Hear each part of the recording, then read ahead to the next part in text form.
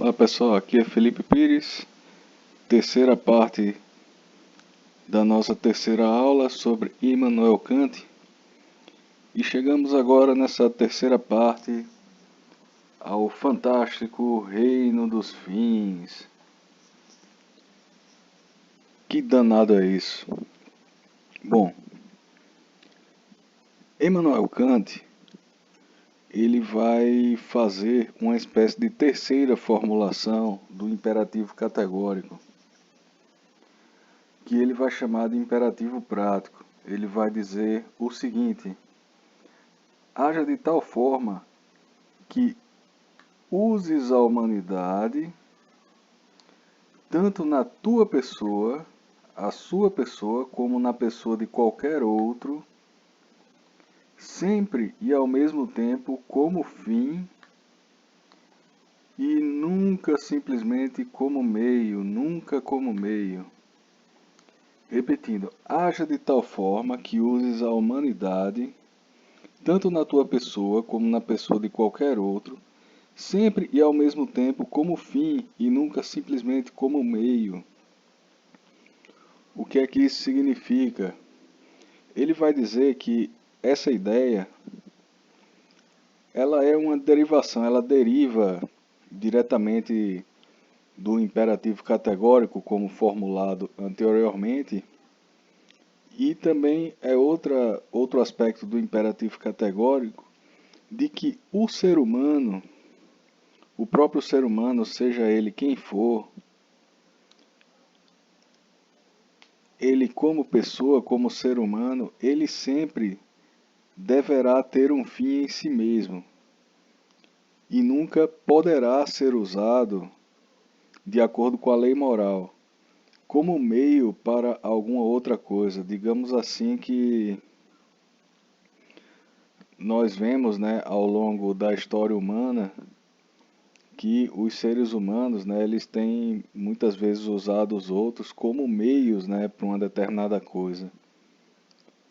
E isso aí, segundo Kant, né, é algo imoral, algo que está fora, né, do campo ali da boa ação, né? Para o Kant, o ser humano ele só pode, em todas as ocasiões, digamos assim, ser considerado como um fim em si mesmo, né? Você nunca poderia, né, para agir moralmente, para agir de acordo com a boa ação, com a ação moral, utilizar um ser humano como instrumento, digamos assim, né, para que você consiga um determinado objetivo, né? E o que é que Reino dos Fins tem a ver com isso? Ele vai dizer que, digamos assim, se todo mundo, vamos falar de uma forma tentando facilitar ao máximo aqui, se todo mundo agir dessa forma, né, o que nós teremos, a nossa sociedade, digamos assim, seria uma espécie de reino dos fins, onde todos, digamos assim, agissem uns com os outros, tomando, né, os outros como fins em si mesmos. Ou seja, seria uma espécie de lugar maravilhoso, né, que ele denominou assim reino dos fins, né? Seria uma sociedade, digamos assim, perfeita, né? Um lugar bom onde as pessoas agiriam de acordo com a lei moral. Então é isso. Qual é a importância dessa questão do reino dos fins para Kant, né? Em Kant e para a humanidade como um todo, né? É que com essa questão de reino dos fins, o Kant ele é considerado, digamos assim, como uma espécie de fundamentação para o que nós chamamos de direitos humanos.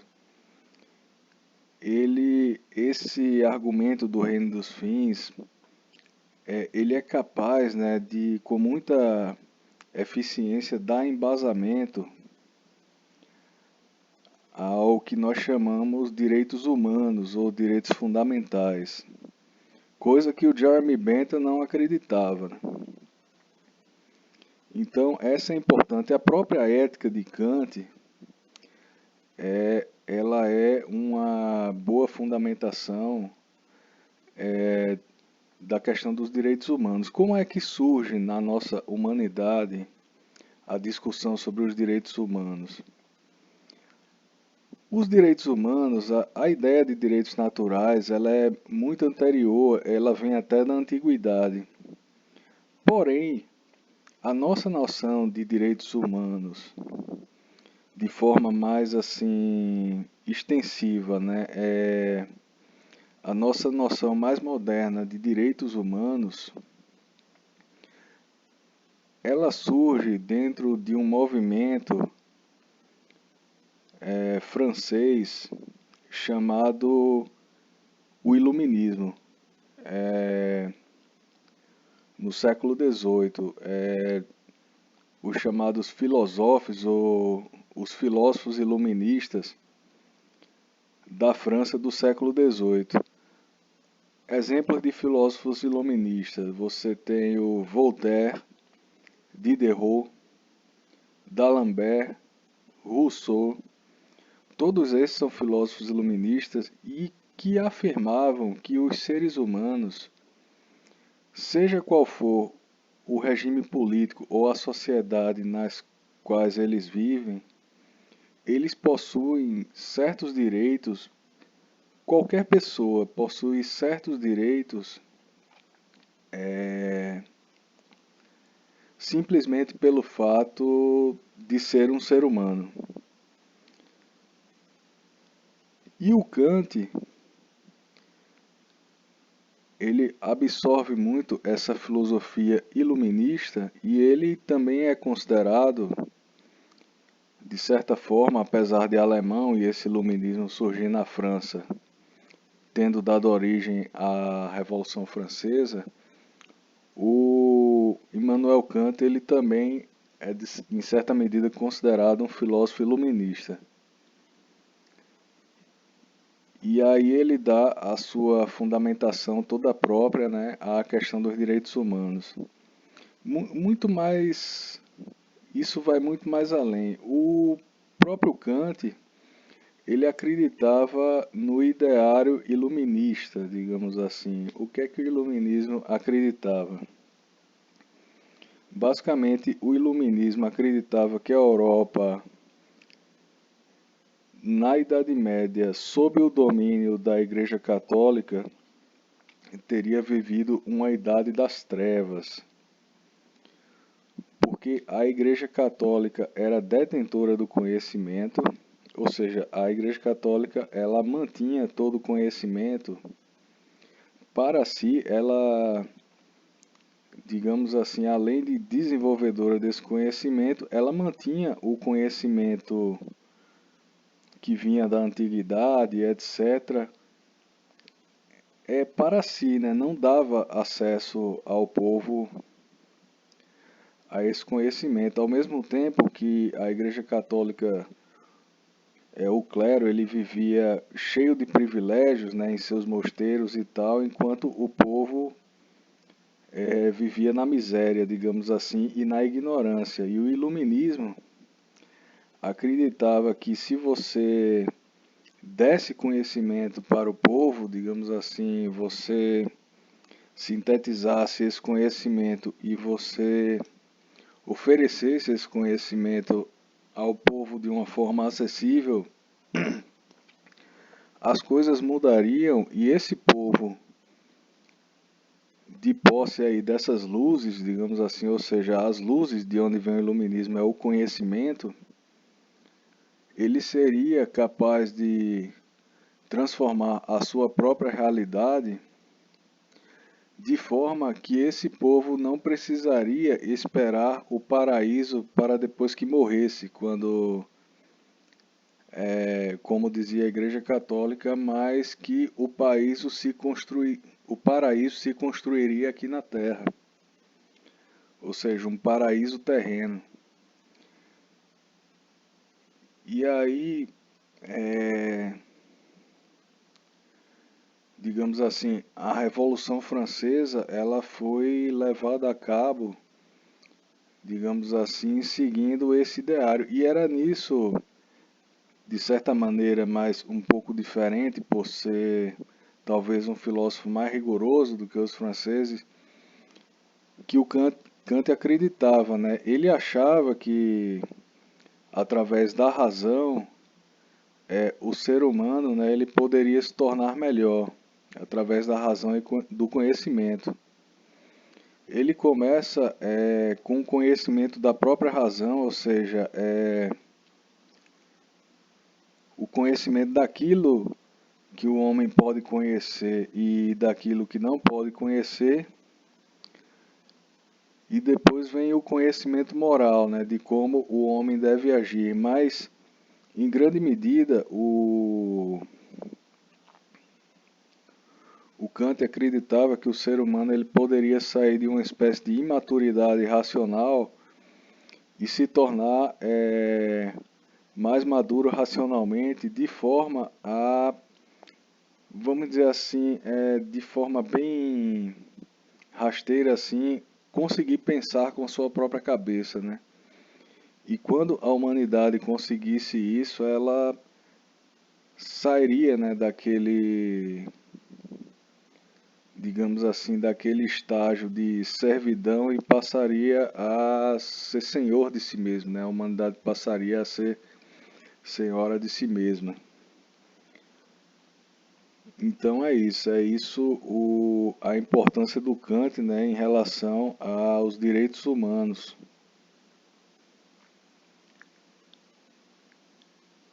E aí essa ética de Kant, né, chega num ponto onde vai receber, digamos assim, vai entrar em dificuldades da seguinte forma, né? Ela é uma ética que convence bastante quando você lê até um determinado momento, mas a própria ética deontológica como um todo vai entrar num nível de dificuldade a partir do século XX. Eu vou contar a vocês como é que isso se dá. Então, o Kant, ele tem um texto que ele escreveu baseado em sua ética, que é sobre um suposto direito de mentir por amor à humanidade. Um filósofo chamado Benjamin Constant, um belo dia escreveu uma crítica sobre Kant, sem citar o nome, mas o Kant ele tomou como se fosse para ele mesmo, né? Questionando sobre se um assassino fosse à sua casa, por exemplo, atrás de um amigo seu que estivesse dentro da sua casa, que para Kant você não teria o direito de mentir, de acordo com a ética kantiana. E o Benjamin Constant, né, ele vai argumentar que em determinadas situações nós temos o direito de mentir, né, que nós, digamos assim, deveríamos falar a verdade para aqueles que merecem a verdade, mas que em determinadas situações, determinadas pessoas, né, não mereceriam a verdade. Então, e o Kant vai responder a essa crítica, né, dizendo que, afirmando de fato que pela lei moral, digamos assim, racionalmente, ou seja, pela moral kantiana, aquela moral a priori, racional, etc., o sujeito em nenhuma hipótese ele teria o direito de mentir.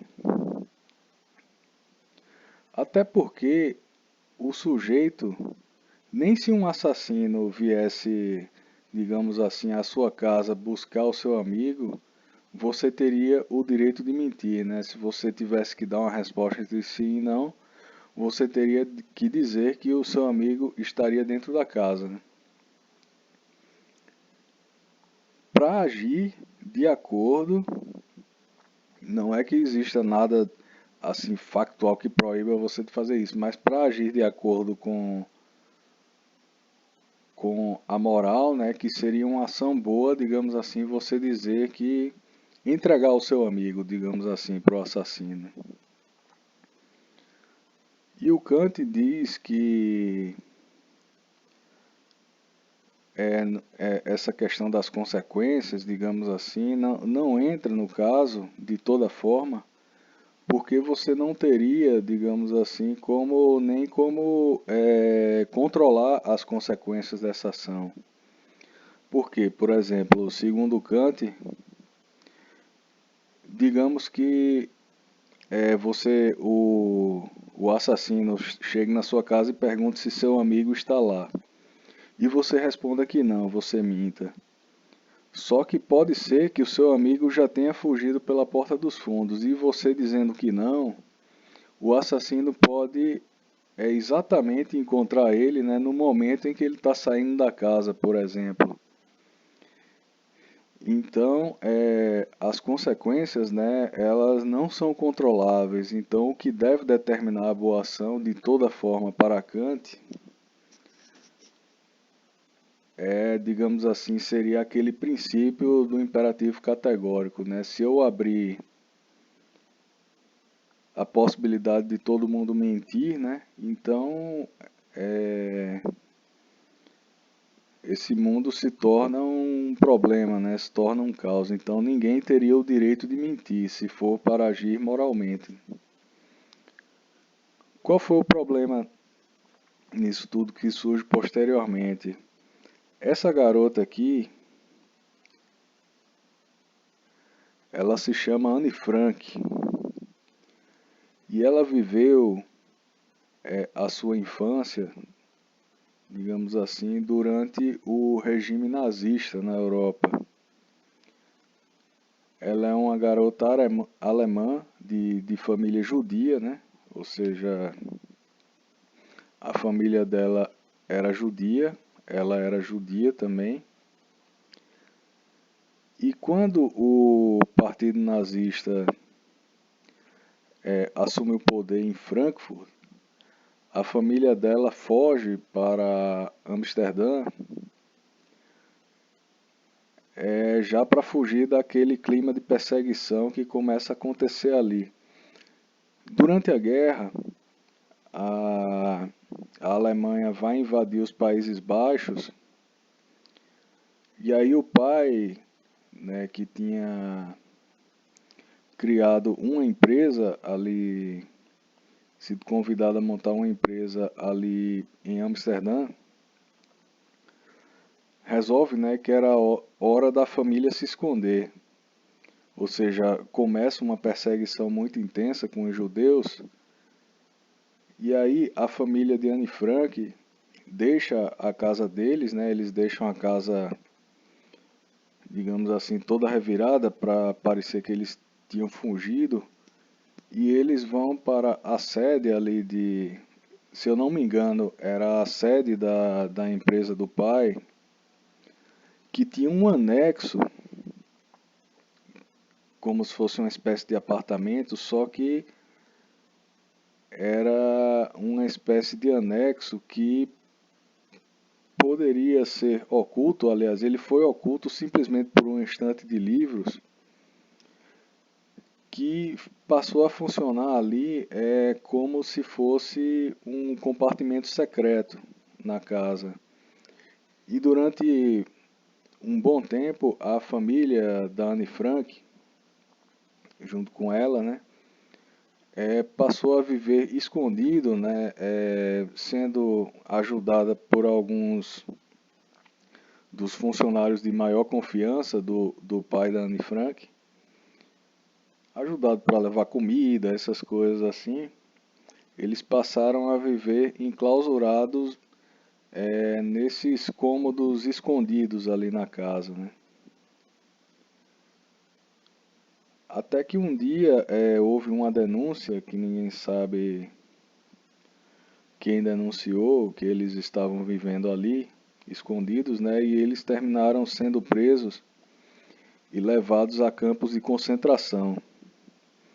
O pai foi separado do resto da família nos campos de concentração e a Anne Frank, junto com o resto da sua família, se eu não me engano, só o pai sobreviveu à guerra.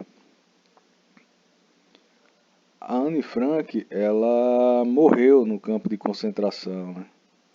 Provavelmente de alguma doença, porque circulavam muitas doenças por lá.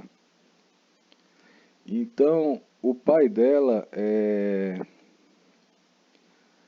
voltando, né, após a guerra e revirando alguns lugares onde eles tinham morado, descobriu o diário dela, que foi lançado em livro. Hoje é um grande clássico chamado O Diário de Anne Frank, onde ela conta o período onde eles ficaram escondidos, né, nesse compartimento secreto ali. Então, essa própria história de Anne Frank, né, digamos assim, há mais de um século depois da vida de Kant, ela significa, né, um furo aí na teoria de Kant, assim, diante do horror aí do nazismo. Quem acreditaria hoje, né, vendo o horror do nazismo, de que a pessoa, digamos assim, se os nazistas fossem procurar Anne Frank numa casa, aquela pessoa, né, que fosse interrogada, ela não teria o direito moral de mentir, né? Na verdade, o horror do nazismo considera-se, né, mostrou, digamos assim, pelo contrário, né, uma espécie de obrigação ética ou moral da pessoa mentir, né, digamos assim, para esconder, digamos assim, aquela pessoa mais vulnerável diante da maldade que o ser humano é capaz de realizar, né? Então, digamos assim que essa história de Anne Frank, ela foi um pontinho aí, né? Digamos assim, um gol que a ética consequencialista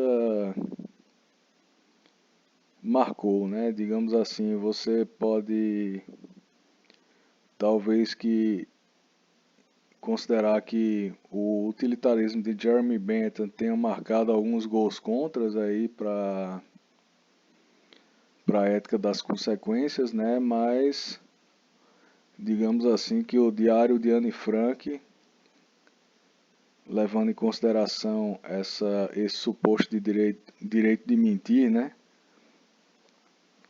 De Kant, digamos assim que a ética das consequências tenha marcado aí um gol a favor, né? Bom, então é isso, pessoal. Nós voltaremos. Esse é o final dessa terceira aula e voltaremos com a próxima aula sobre Aristóteles. Espero que vocês tenham gostado aí das considerações e até a próxima.